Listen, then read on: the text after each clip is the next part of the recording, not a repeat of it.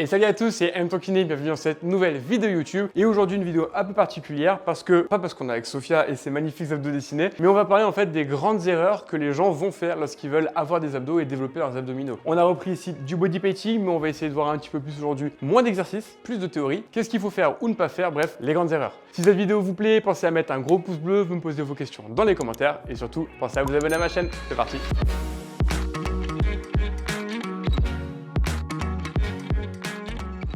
Dans le cas où vous n'auriez pas vu les 458 vidéos que j'ai déjà fait sur les abdos en body painting, on vous a quand même remis un minimum d'anatomie. On a les grands droits ici, qui sont les fameux six-packs que tout le monde veut. Là, on a fait une partie des obliques, qui sont les muscles plutôt croisés. Et au fond, en dessous de tout ça, on a le muscle transverse, qui fait aussi partie des abdominaux, qui lui fait l'intégralité du tronc et qui va servir de ceinture et qui va plutôt avoir un rôle de ventre plat. Donc si vraiment on veut faire simple, les grands droits, les abdos, le six-pack, les obliques, des muscles plutôt rotatoires, et enfin le transverse en dessous, qui fait le ventre plat. Maintenant, qu'est-ce qui fait que les gens ont du mal des fois à développer leurs abdos? Moi, j'ai remarqué que dans la manière dont les patients ou des clients que des fois que je peux voir dans des box de CrossFit me parlent, il y a des éléments que je retrouve. Le point numéro 1, ça va être la manière dont les gens font les exercices et ça, je pense que c'est dû à une erreur vis-à-vis du dos. Les gens font trop de gainage et d'exercices statiques. Si un jour, je te demandais, Sophia, si tu veux travailler tes quadriceps, est-ce que ça te paraît très cohérent de ne faire que la chaise?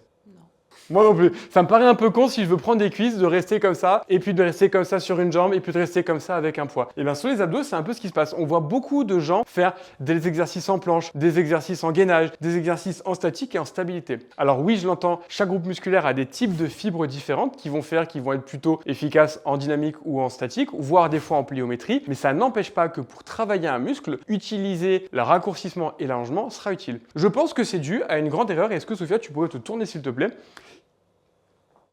Sophia ne voulait pas se tourner, qui était que les gens avaient peur pour la colonne vertébrale et que venir faire des mouvements de flexion-extension, les gens, ça leur faisait peur, comme les exercices des crunchs, parce qu'ils pensaient que c'était mauvais ou dangereux pour le dos. Alors, je parle pas des problèmes de périnée spécifiques à certaines femmes, et ça, ce serait le sujet d'une autre vidéo, mais pour les hernies discales, pour les problèmes de dos, je pense que beaucoup d'individus ont eu peur de mobiliser leur rachis dans toute l'amplitude et du coup, ne se sont mis à faire que des exercices statiques pour verrouiller, mais du coup, qui ne sont pas les meilleurs exercices pour développer la musculature des abdominaux. Une deuxième erreur que les gens font aussi beaucoup, c'est qu'ils ne choisissent pas les exercices adaptés à leur niveau. Si on prend l'exercice du gainage, par exemple, Sophia, tu peux nous montrer un exercice très simple que tout le monde connaît. Alors, je prends l'exercice statique, bien que j'ai dit qu'il fallait pas en faire, mais c'est juste parce que ça va faciliter la compréhension. Le nombre de personnes qui vont mal faire leur gainage et qui vont, par exemple, creuser au niveau du bas du dos au lieu de venir engager et verrouiller dans cette position, ça va faire qu'ils vont penser faire les bons exercices, mais que globalement, ça ne va pas être le bon muscle qui va travailler. Alors oui, le bon exercice était choisi, mais non, le bon muscle ne travaillait pas. Si on prend par exemple l'exercice du crunch, Sophia, tu peux nous montrer s'il te plaît, qui est un exercice qui se fait cette fois de manière dynamique. Cette fois, je suis content, on met du dynamisme dans un muscle qui consiste très simplement à descendre et à remonter. Si les individus le font en ayant le dos complètement creusé lors de la remontée, ou le font en faisant seulement des mouvements au niveau de la tête, comme on peut des fois le faire dans certaines salles de sport,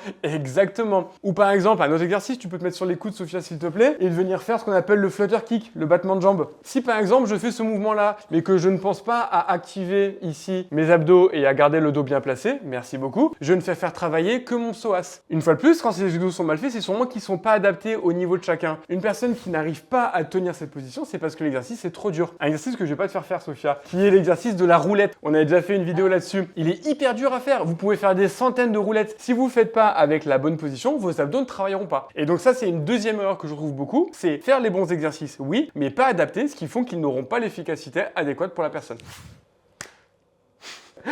Une troisième erreur qu'on va retrouver aussi lorsque des gens veulent travailler leur ceinture abdominale ou leur sangle abdominale, c'est un problème vis-à-vis de la programmation. Combien de personnes, tu me diras si toi c'est le cas aussi de temps en temps, des fois des gens qui vont tous les jours faire 5 minutes d'exercice le matin au réveil ou qui vont finir toute leur séance de sport par 5 minutes de crunch ou d'abdos. De la même manière, Sophia, je te demande, si je veux développer mes cuisses, est-ce que faire tous les jours des squats à vide pendant 5 minutes, ça te paraît la meilleure solution?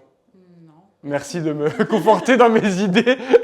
Et en effet, quand on prend un peu de recul, en fait, une fois de plus, on a placé les abdominaux comme un groupe musculaire auquel on a décidé qu'on n'adapterait pas les grands principes qu'on connaît de renforcement, de surcharge progressive ou globalement d'hypertrophie. Si on veut travailler un groupe musculaire et vraiment gagner, les minimums de recommandations, c'est environ 10 séries par semaine, au minimum une fois par semaine, mais on peut faire plus. Et globalement, avec, comme tu le dis, une surcharge progressive, mais arrêtez de faire 400 répétitions d'abdos. dos et mettez de la charge. Ce sera pas mauvais pour votre dos si la charge elle est adaptée. Donc cette troisième erreur de programmation, on la retrouve aussi énormément. Il y a deux aspects dans lesquels j'ai pas parlé dans cette vidéo. C'est La génétique. la génétique, merci. Ça fait une demi-heure que je me dis qu'il faut pas que j'oublie. La génétique, parce que on n'a pas tous la même forme d'abdominaux, on n'a pas tous les mêmes insertions, on n'a pas tous la même localisation. Donc des fois, même avec la meilleure volonté du monde et en faisant tout parfait, vous n'aurez peut-être pas la même plastique et le même visuel que vous souhaitez. Malheureusement, là-dessus, on est un peu tous inégaux. Et le deuxième qu'il fallait pas oublier, c'était Ah oui. l'alimentation. Évidemment, là-dessus, c'est ma spécialité. Moi, je suis kiné du sport, ostéopathe, je travaille beaucoup dans ce milieu-là. Je me forme à fond dans le milieu du coaching, etc.